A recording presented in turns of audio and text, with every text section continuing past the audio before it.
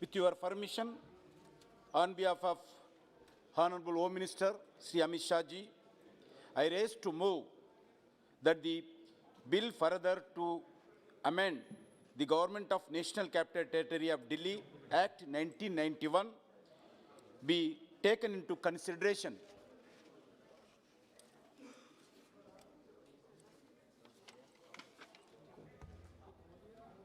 Below.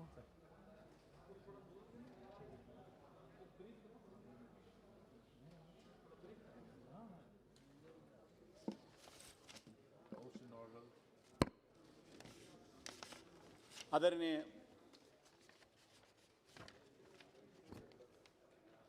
Madam chairperson,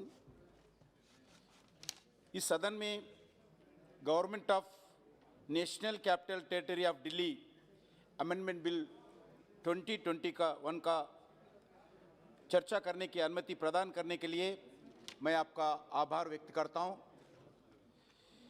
1991 में इसी संसद में 69 संवैधानिक संशोधन के द्वारा संविधान में दो नया आर्टिकल्स, एक आर्टिकल 239 ए, दूसरा आर्टिकल 239 ए भी लाए गए हैं। इस संदर्भ में मैं आपसे अनुरोध करना चाहता हूं, संविधान के अनुसार दिल्ली एक यूनियन टेरिटरी विथ लेजिस्लेचर है, with limited powers. Honourable high court ने भी अपने निर्णयों में यह स्पष्ट किया है कि एक यूनियन टेरिटरी है। इस अमेंडमेंट का उद्देश्य सिर्फ उत्पन्न हुई अस्पष्टताओं को हटाने के लिए आज संशोधन संसद के सामने लाना पड़ा। यहाँ सभी प्रस्तावित संशोधन कोर्ट के द्वारा दिए गए निर्णयों के अनुरूप है। इससे दिल्ली लोगों का भला होगा। और दूसरा, स्पीकर महोदय, इस संसद में सभी माननीय सदस्यों को अवगत है कि national capital territory of Delhi का प्रशासन 3 मुख्य प्रोविजन से ऊपर आधारित है। संविधान का आर्टिकल 239 ए, दूसरा जीएनसीटी एक्ट 1991 और transaction of business of the GNCTD rules 1993। माननीय मैडम स्पीकर, 1991 से दिसंबर 2013 तक दिल्ली का प्रशासन सुचारू रूप से चलते रहे और आमतौर पर सभी मुद्दों का विचार और चर्चा के माध्यम से समाधान हो जाता था। लेकिन 2015 में संविधान के कुछ प्रोविजंस को इंटरप्रिटेशन लेकर कुछ कॉन्फ्लिक्ट्स ऑफ व्यूज खड़े किए गए। संविधान के आर्टिकल 239 और 239 ए पर, जीएनसीटीडी एक्ट 1991 पर, transaction of business of GNCTD rules 1993 पर को वाक्य को लेकर ऑनरेबल हाई कोर्ट में कई केसेस फाइल किया गया। ऑनरेबल कोर्ट्स ने भी इस केसेस पर और इनसे जुड़े हुए मुद्दाओं पर समय समय पर अलग अलग अपने फैसला सुनाए गए। ऑनरेबल कोर्ट ने कहा कि भारत के संविधान के संदर्भ में मंत्रिपरिषद को अपने द्वारा लिए गए फैसलों को लेफ्टिनेंट गवर्नर को सूचित करना अनिवार्य है, ताकि संविधान के तहत लेफ्टिनेंट गवर्नर को अपने अधिकारों को सही तरीके से प्रयोग कर सके।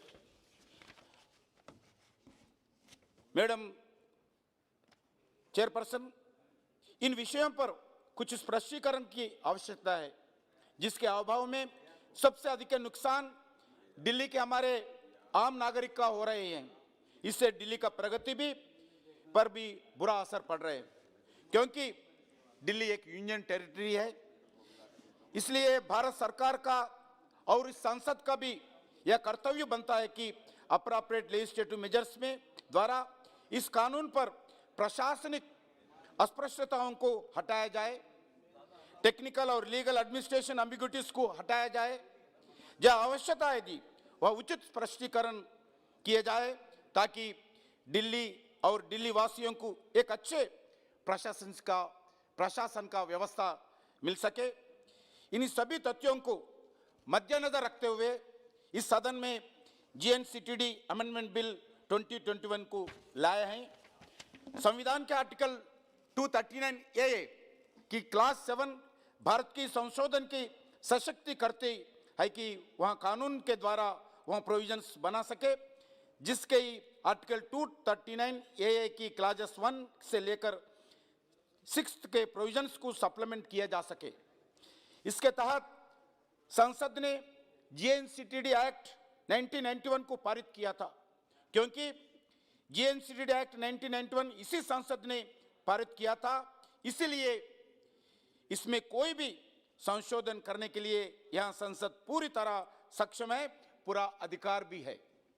इसके अनुसार मैं इस विधेयक को प्रस्तुत करता हूं कि जिससे माध्यम से दिल्ली प्रशासन से जुड़े हुए कई मुद्दों को स्पष्ट किया जाएगा और इसके लिए यहां विधेयक 4 सेक्शंस में सेक्शन 21, सेक्शन 24 और सेक्शन 33 और सेक्शन 44 से संशोधन प्रस्तावित करता हूं। अध्यक्ष जी, इसी दिल्ली गवर्नमेंट्स और एडमिनिस्ट्रेटिव एफिशिएंसी बढ़ेगा और एग्जीक्यूटिव और लेजिस्लेचर के रिलेशंस बेहतर होगी। ये टेक्निकल बिल है, ये कोई राजनीतिक संबंधित बिल नहीं है। डे टू डे एडमिनिस्ट्रेशन में कुछ टेक्निकल का समस्या एम्बिग्युइटी सी आ रहे हैं, इसको हटाना इस संसद का जिम्मेदारी बनता है का संसद, क्योंकि जो बिल 1991 बनाया ये संसद ही बनाया और आज कुछ दिनों में कुछ एम्बिग्युइटीज उठाकर जनता के सामने, कोर्ट के सामने अलग अलग केसेस भी जा रहे हैं।